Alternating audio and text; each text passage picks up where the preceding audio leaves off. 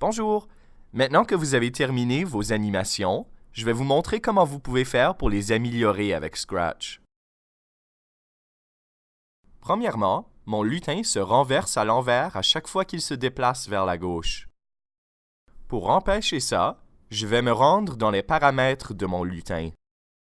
Dans la liste de lutins, sélectionne ton lutin.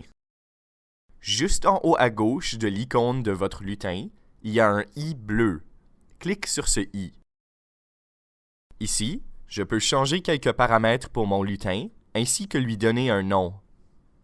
Dans cette liste, il y a une option qui s'appelle « Style de rotation ». La flèche qui pointe à droite et à gauche s'assure que mon lutin va toujours être à l'endroit. Et donc, je pèse sur cette flèche, et comme vous pouvez voir, mon lutin ne se renverse plus à l'envers. Maintenant, je peux utiliser des costumes pour rendre mes animations plus fluides. Un costume est une apparence pour un lutin. Chaque lutin peut avoir plusieurs costumes, et on peut utiliser des scripts pour contrôler quel costume nos lutins portent.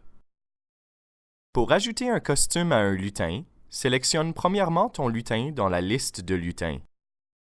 En haut à gauche de l'éditeur de lutin, pèsez ensuite sur l'onglet nommé « Costumes ». Vous verrez les outils de peinture que vous avez utilisés pour dessiner votre lutin.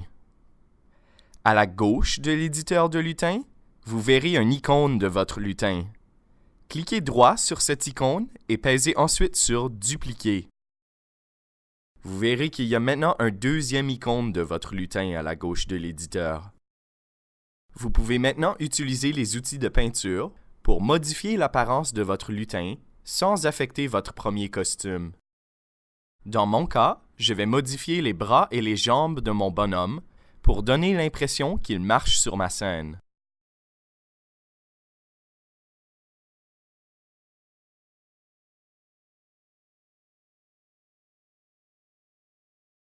Maintenant que mon lutin a plusieurs costumes, je vais modifier mon script pour le faire changer de costume à mesure qu'il avance.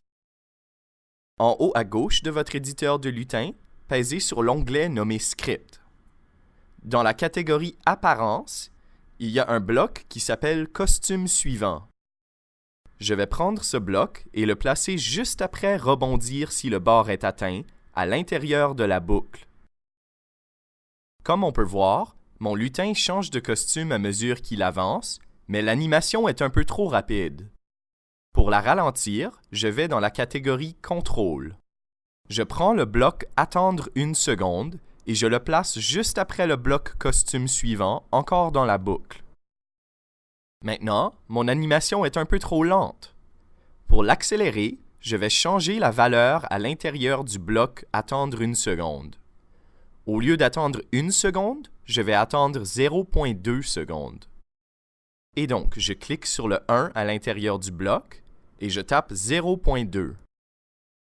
Maintenant, on peut voir que l'animation a une vitesse un peu plus normale et que mon lutin a l'air à marcher à travers la scène.